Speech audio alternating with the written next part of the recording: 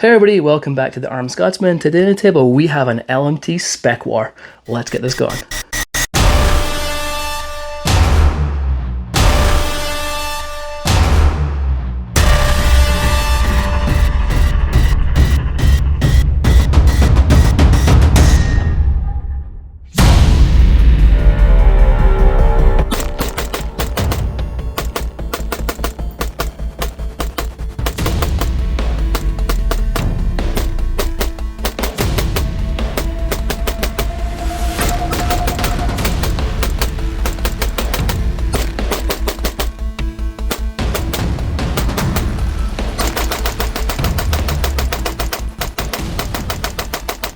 Alright folks, as I said, this is the LMT SPECWAR. It probably has the best name in the game when it comes to AR-15s. But yeah, let's get started. Okay, so first of all, this is an SBR. When you buy it, it's going to be factory SBR. There is no way around that. So, okay, let's dive right on in and get started. Okay, at the back here, you obviously have the LMT stock. This is my favorite stock on the market. Obviously, you can buy the B5 SOP mod, which is very, very similar. But long and behold, this is my favorite, period. So, has a really nice rubber butt pad. You have a nice wide angle here for a really good cheek weld. You have OG sling attachments here, and then you have a QD sling attachment on either side. With this also, you have two tubes in here, which you can take out and use as storage. I usually run some batteries in there because I run an EOTech, and obviously for my light too, it takes the same kind of batteries. So I put that in the storage tubes. Moving down, you have your mil-spec or your buffer tube, and it has been staked twice, and the staking looks very good. And then you have a QD sling attachment on the bottom right there. Moving along to the upper, there are things that don't come with it. Now this is kind of blasphemy, but I have put on some Knight's iron sights on there because I didn't have any others, and I had these lying around. So they're fantastic sights, but it feels like it's kind of blasphemy putting Knight's armament on an LMT. But there we go. All right, you have an ambi charging handle. It's pretty solid. No complaints on the charging handle for me. So the upper and lower receiver, 70, 75 T6 aluminum. You have your dust cover, everything standard. Brass deflector, forward assist. LMTs, in my opinion, probably have the best ambi lowers on the market. So, standard, if you have a standard AR-15 without the bolt catch and bolt release on that side, you all know if you've got to pull back and you've got to lock this back, you've got to change hands, pull it back, push it up, and then lock it in place, right? To get the bolt locked back. So it's kind of a pain in the butt. With it being fully ambi on this side, that's it. It just makes life so much easier. I really like that feature. Very, very nice. Has an ambi safety, as you can see here. You have your mag release, and that is ambidextrous on the other side, and it is protected, where you can see right here. And there's your bolt catch release, and then your other safety right there. So complete ambi. Probably best on the market, if not the best on the market, in my opinion. Moving down, you have their grip. Now, it's essentially an ergo grip, rubber overmold, storage compartment in the bottom with the finger grooves.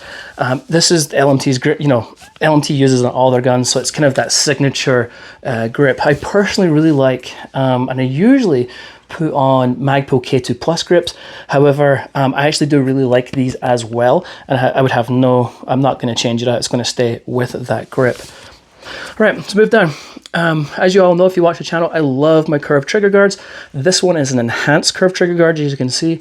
So in the cold weather, if you're wearing gloves or anything like that, it gives you a little bit more room in there to manipulate the trigger. And you got your flared mag well right there. You got a little bit of branding of LMT right there. Now the trigger, two-stage, it's called their axle trigger. A little bit of take up at the wall, nice break, reset. Short, positive, and tactile. I always compare triggers to the Geissele SSAE because in my opinion, they are the best two-stage triggers on the market. Is that at the same level? No, but it's close. It's a very, very nice two-stage trigger. I probably wouldn't even think about switching that out to the Geissele SSAE. I think that is a very good trigger. So yeah, again, no complaints from me. Okay, so let's move up to the top. You have your 19, this is obviously an EOTech EXPS 3-0, it does not come with the gun. 1913 pick rail all the way along. You got your T markings in there also. And the upper is monolithic like the rest of LMT's uppers. Now what that means is the handguard and the upper receiver is all one piece. It's been machined to all one piece. So there's no break here like you would normally get with an AR-15 where your handguard attaches to your upper receiver. You don't have that. So you can bridge because there's no gap here. You can, if you have to put an optic on, you can bridge that, or you don't have to worry about that.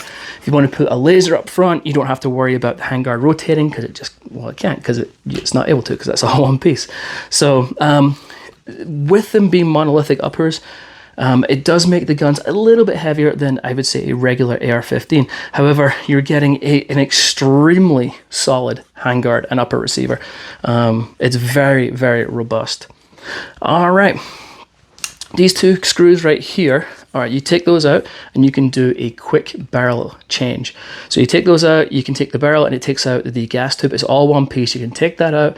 If you put the same barrel and gas tube back in and clamp it down, it says it will hold to its original 0, so you don't have to worry about like being off, which is great.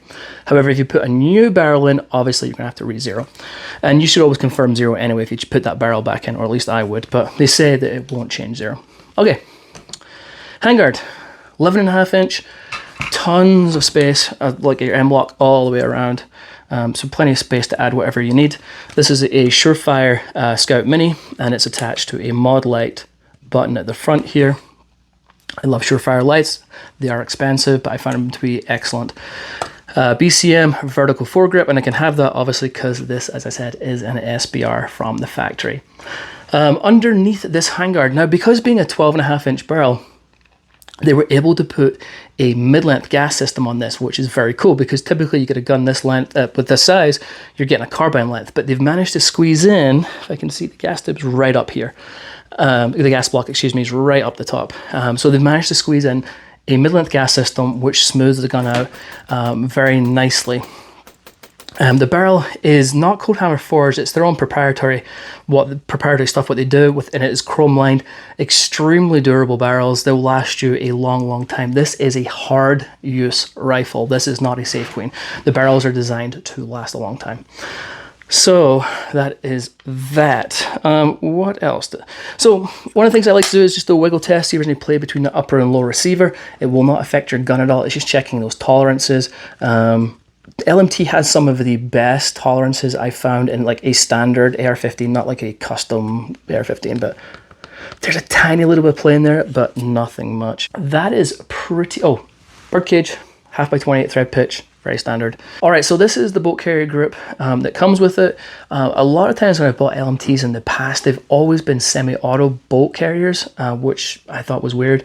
However, this one is cut for the full auto, which is nice to see. Now, I don't know if that's changed on all of the LMTs as of recent, or if it's just the SPECWAR, but mine did come with the full auto bolt carrier grip. So moving up, the gas key staking looks really good. And then you have your bolt right here. It is MPI and HPT tested. It is stamped with the MP in here. It's just engraved. And then it's got some other markings that my eyesight is not going to let me read. So this stuff is designed to be extremely hard use guns, extremely hard use bolts and stuff. So you're not going to have to worry about it. Okay, so we are back together. Now, shooting it, I've gone through probably 400 rounds, maybe a little more through this, just standard ammo, just having a fun time with it. Absolutely no problems, not that I'm expecting any, and this is a very short kind of term impressions, if you will. But shooting it is really nice. It's pretty dang smooth. Yeah, no hiccups whatsoever. The overall package, with this being, you know, a 12.5 inch barrel, for me it's the perfect size, right? Because I'm not with a 12.5 inch compared to say 11.5 inch to the 12.5 inch is a pretty good jump in velocity, right? You're getting a lot more velocity than the 11.5. However, it's a very small jump from the 12.5 to a 14.5. So I'm getting essentially, again, it is going to be a little less velocity, but essentially I'm getting it, you know, a big jump from the 11.5 for velocity, but not much less than the 14.5, which makes me think this is kind of like a Goldilocks kind of length. So unless you obviously want a 16-inch for the better velocity. But for me, I'm not tall. I am, in the world of America, I am short. I am 5'7". In the land of Scotland, I feel like I'm more normal size, but here I feel tiny. But for me, this is the perfect size. 11 and a half inches are great, but just having that extra inch, I know it sounds terrible, having that extra inch does make a difference. This feels spectacular to me.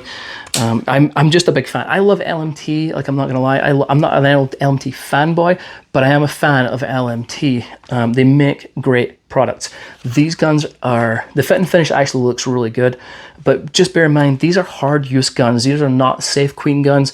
These are designed to be run and run hard. That is what they're designed for. That's why militaries all over the world use LMT, and other rifles too, but they're just excellent rifles. So that pretty much gave you my final thoughts, right? I love LMT. This is the perfect size, great shooter, tons of features on it. I'm a big fan. I don't love that I have to do the paperwork because it's an SBR. I'm sure a lot of you agree with that. Obviously, with it being cost of zero is a step in the right direction, but not where we need to be. But yeah, big fan. Really big fan. I really love this Spec War. All right, folks, that is it for me. Any questions, any comments, please ask below. As always, I'm happy to help out wherever I can, and that's it. Until next time, I'll catch you later.